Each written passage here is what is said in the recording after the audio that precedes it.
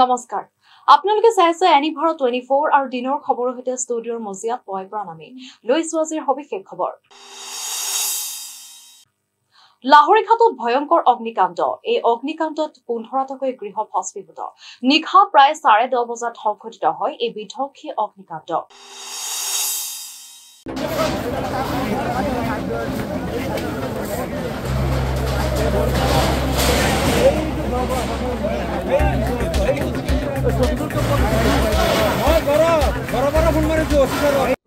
ইতিমধ্যে গম পাইছোঁ যে হেৰি আমাৰ গাঁৱত মানে 10টা বজাত জুই লাগিছে হা এতিয়া প্ৰায় 15টামান ঘৰ জুইত যায় গৈছে পিছত প্ৰথমতে আপোনাৰ কাছেমৰ ঘৰ পিছত মাইনুদ্দিন পিছত মফিজুল ইছলাম জহৰ আলী ছাইদুল আজিজুল জামালুদ্দিন আইনুল আৰু পিছত এমৰাজুল এই কেইজন মানুহৰ ঘৰ গোটেইকেইটা যা গৈছে 11:30 বজাত আপোনাৰ হেৰি আহিছে ফায়াৰ ব্ৰিগেড আহিছে একদম সম্পূৰ্ণ পুৰি শেষ হোৱাৰ পিছতহে আহিছে এই ফায়াৰ ব্ৰিগেড আমাৰ ইয়াত যদি ফায়াৰ ব্ৰিগেড থকা হয় আমাৰ বহুত সুবিধা হ'লেহেঁতেন তো আমি মুখ্যমন্ত্ৰীক অনুৰোধ জনাওঁ যাতে অতি সোনকালে আমাৰ লাহৰীঘাট ফায়াৰ ব্ৰিগেড দিয়ে ফোন কৰিছিলোঁ আমি বাৰে বাৰে ফোন কৰিছিলোঁ ফোন কৰাৰ প্ৰায় 1 ঘণ্টামান পিছত আহি পাইছে 1 ঘণ্টা পিছত আহি পাইছে 10:30 পৰা ধৰক 11:35 আহি পাইছে ফায়াৰ ব্ৰিগেড 1 ঘণ্টা পিছত আহি পাইছে মুঠতে 15টা ঘৰ গৈছে 15টা নাই একো বচাব পৰা নাই জুইটো কেনেকৈ সংঘটিত হৈছে সেইটো আমি গম নাপাওঁ আমি ঘৰতো শুই আছিলোঁ চবেইতো প্ৰায় ঠাণ্ডা দিন হৈয়ে যায় আমি শুই গৈছোঁ চবেই মাতি আছে যে জুই লাগিছে আমি দৌৰি আহি চাইছোঁ প্ৰায় 4-5টা ঘৰ মানে পূৰা জুইত যা গৈছে পিছত আমি ফায়াৰ ব্ৰিগেডত ফোন কৰিছোঁ সিহঁতে কৈছে আহি আছোঁ এনেকৈ কওঁতে প্ৰায় আধা ঘণ্টামান লেট হৈছে সিহঁতৰ আহোঁতে আনুমানিক 10টা বজাত লাগিছে এনেকৈ হ'ব 10টামান বজাত গৃহমন্ত্ৰী অমিত শ্বাহৰ ভ্ৰমণক লৈ মহানগৰীত পথ নিৰ্দেশনা 20 জানুৱাৰীৰ দিনটোৰ বাবে এই নিৰ্দেশনা প্ৰশাসনৰ দিনৰ 12 বজাৰ পৰা সন্ধিয়া 7 বজালৈ কাৰ্যকৰী হ'ব এই নিৰ্দেশনা জিএছ ৰোড পাঞ্জাবাৰী ৰোড সামগ্ৰী কঢ়িওৱা বাহন চলাচলত নিষেধাজ্ঞা বি বৰুৱা ৰোড এটি ৰোডতো বাহাল থাকিব নিষেধাজ্ঞা ই ৰিক্সা ঠেলা ৰিক্সাকে ধৰি ধীৰ গতিৰ বাহন চলাচলত নিষেধাজ্ঞা নিয়ন্ত্ৰণত থাকিব এছটিচি চিটি বাছকে ধৰি আন্তঃজিলা বাছ সেৱা 20 জানুৱাৰীৰ দিনটোৰ বাবে নিৰ্দেশনা প্ৰশাসনৰ আৰু দিনৰ 12 বজাৰ পৰা সন্ধিয়া 7 বজালৈ কাৰ্যকৰী হ'ব এই নিৰ্দেশনা জিএছ ৰোড পাঞ্জাবাৰী ৰোড সামগ্ৰী কঢ়িওৱা বাহনত চলাচলত নিষেধাজ্ঞা আৰু বি বৰুৱা ৰোড এডি ৰোডতো বাহাল থাকিব নিষেধাজ্ঞা ই ৰিক্সা ঠেলা ৰিক্সাকে ধৰি ধীৰ গতিৰ বাহন চলাচলতো নিষেধাজ্ঞা জাৰি কৰা হৈছে নিয়ন্ত্ৰণত থাকিব এছটিচি চিটি বাছকে ধৰি আন্তঃজিলা বাছ সেৱা এই মুহূৰ্তত সবিশেষ জনাই আছো মহানগৰীত গৃহমন্ত্ৰী অমিত শ্বাহৰ ভ্ৰমণক লৈ মহানগৰীত পথ নিৰ্দেশনা 20 জানুৱাৰী দিনটোৰ বাবে এই নিৰ্দেশনা প্ৰশাসনৰ আৰু দিনৰ 12 বজাৰ পৰা সন্ধিয়া 7 বজালৈ বাহাল থাকিব এই নিৰ্দেশনা জিএছ ৰোড পাঞ্জাবাৰী ৰোডত সামগ্ৰী কঢ়িওৱা বাহনত থাকিব নিষেধাজ্ঞা আৰু ধীৰ গতিত চলা ই ৰিক্সা আৰু ঠেলা চলনতো এই নিষেধাজ্ঞা জাৰি কৰা হৈছে আৰু ইতিমধ্যে মহানগৰীৰ যিসমূহ বাছ সেৱা আছে সেই বাছ সেৱাসমূহতো নিষেধাজ্ঞা জাৰি কৰিব আৰু এই মুহূৰ্তত জনাই আছো সবিশেষ এনি ভাৰত 24ৰ দৰ্শকসকলক ওড়িশাত ভয়ংকৰ ঘটনা নিশা কান্দি থকাৰ বাবে 3মহীয়া যমজ সন্তানক কুৱাত পেলাই হত্যা কৰিলে জন্মদাত্ৰী মাতৃয়ে ওড়িশাৰ আংগুল জিলাৰ বাখলা গাঁৱত সংঘটিত হৈছে এই ঘটনা ইতিমধ্যে হত্যাকাৰী তাপস্বিনী সাহুক আটক কৰিছে আৰক্ষীয়ে অভিযুক্ত মহিলাগৰাকী মানসিক ৰোগত আক্ৰান্ত বুলি জানিব পৰা গৈছে ওড়িশাত ভয়ংকৰ ঘটনা নিশা কান্দি থকাৰ বাবে 3মহীয়া যমজ সন্তানক কুৱাত পেলাই হত্যা কৰিলে নিজ জন্মদাত্ৰী মাতৃয়ে আৰু ওড়িশাৰ আংগুল জিলাৰ বাসনা গাঁৱত সংঘটিত হৈছে জঘন্য ঘটনা আৰু ইতিমধ্যে হত্যাকাৰী তাপস্বিনী সাহুক আটক কৰিছে আৰক্ষীয়ে ঘটনা সন্দৰ্ভত আৰক্ষীৰ তদন্ত অব্যাহত ৰাখিছে আৰু অভিযুক্ত মহিলাগৰাকী মানসিক ৰোগত আক্ৰান্ত বুলি জানিব পৰা গৈছে পৰিয়ালটোৱে দাবী কৰিছে যে দীৰ্ঘদিন ধৰি মহিলাগৰাকী এক মানসিক ৰোগত আক্ৰান্ত হৈ আহিছে আৰু এই ভয়ংকৰ ঘটনাটো সংঘটিত হৈছে ওড়িশাৰ আংগুল জিলাৰ বাসনা গাঁৱত কান্দি থকাৰ বাবে নিজৰ 3মহীয়া যমজ সন্তানক কুৱাত পেলাই দিলে নিজৰ জন্মদাত্ৰী মাতৃয়ে আৰু ইতিমধ্যে আৰক্ষীয়ে হত্যাকাৰী তাপস্বিনী সাহুক আটক কৰিছে হাইলাকান্দি আৰক্ষীৰ বৃহৎ সফল অভিযান জব্দ 14টাকৈ বাৰ্মিজ গৰু ভৰ্তি এখন ট্ৰাক মিজোৰামৰ পৰা হাইলাকান্দি হৈ বহিৰাজ্যত সৰবৰাহ কৰাৰ সময়ত লক্ষীনগৰ আৰক্ষীৰ দ্বাৰা জব্দ কৰা হৈছে এই ট্ৰাকখন গৰু ভৰ্তি ট্ৰাকখন চোৰাং বাৰ্মিজ গৰুৰ বিৰুদ্ধে হাইলাকান্দি আৰক্ষীৰ সফল অভিযান এক অভিযানত জব্দ কৰিবলৈ সক্ষম হৈছে 14টাকৈ বাৰ্মিজ গৰু মিজোৰামৰ পৰা হাইলাকান্দিৰ হৈ বহিৰাজ্যলৈ সৰবৰাহ কৰাৰ সময়তে লক্ষীনগৰ আৰক্ষীয়ে জব্দ কৰে গ্ৰুপ ভৰ্তি ট্ৰাকখন আৰু জব্দকৃত ট্ৰাকখনৰ নম্বৰ AS24AC3773 হুছেইন আহমেদ বৰভূঞা নামৰ ট্ৰাক চালকজনক ইতিমধ্যে গ্ৰেপ্তাৰ কৰিছে লক্ষীনগৰ আৰক্ষীয়ে বৰ্তমানে চালকক গ্ৰেপ্তাৰ কৰি সোধা পোছা অব্যাহত ৰাখিছে আৰক্ষী আৰু জব্দকৃত বাৰ্মিজ গৰুকেইটাৰ 30 লাখ টকাৰ বজাৰ মূল্য হ'ব বুলি জানিব পৰা গৈছে এই মুহূৰ্তত সবিশেষ জনাই আছো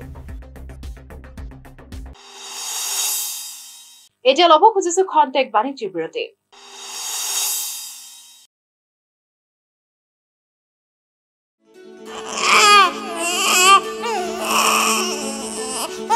অভিনন্দন আপোনাৰ এজনী ছোৱালী জন্ম হৈছে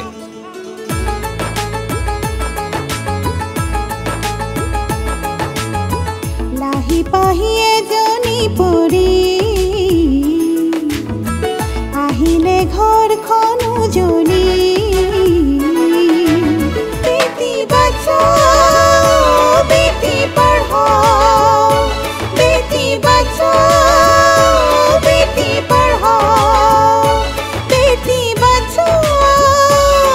বেটি পঢ়াও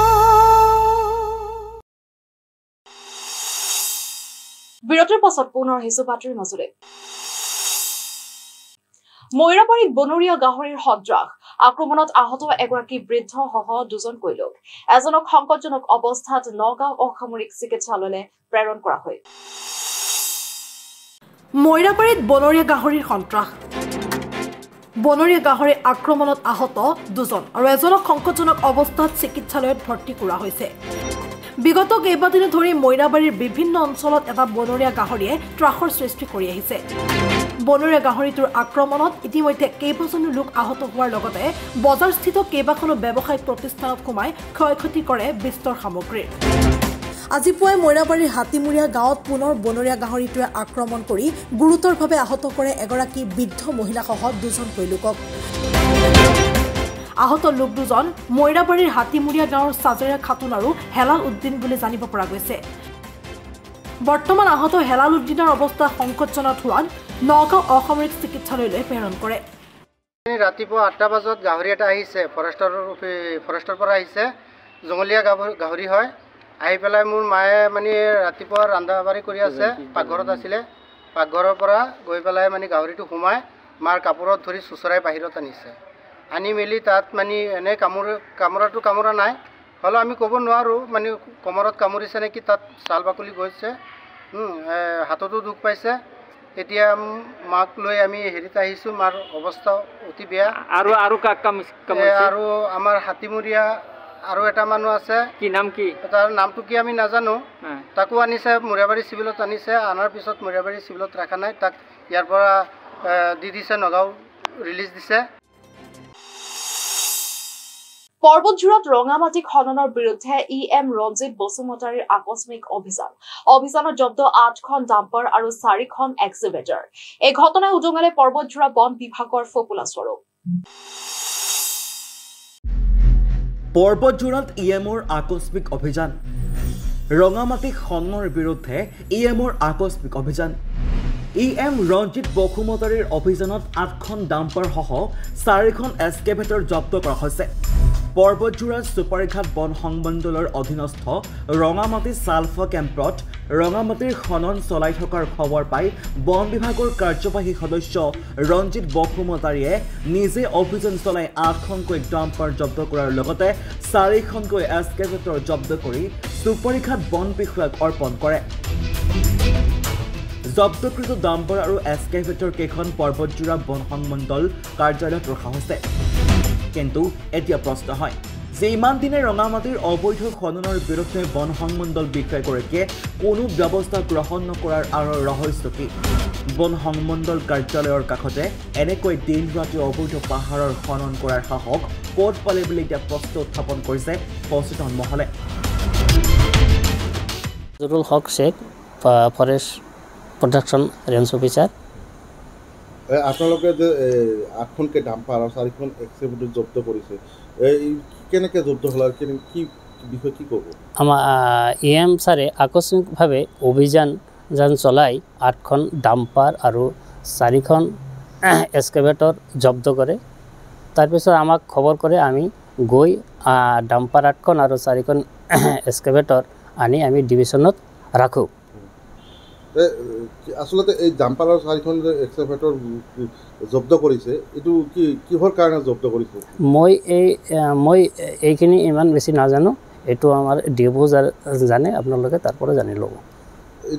কোন পইণ্টৰ আছে পশ্চিম ৰাংগামাটি পাহাৰ চালফা কেম্পৰ পৰা আমি কৰিছোঁ আচ্ছা এই ডাম্পাৰ আৰু এক্সকেভেটৰ কি ৰঙামাটি কাটি আছিল হয় এইটো মানে চালফা কেম্পত ৰঙামাটি আছে ইয়াতো ৰয়েলটি দিয়া আছিল ৰয়েলটিটো দিয়া আছিল এইটো মই বেছি নাজানো এইটো আমাৰ ডিঅ'পো ছাৰে জানে বেছি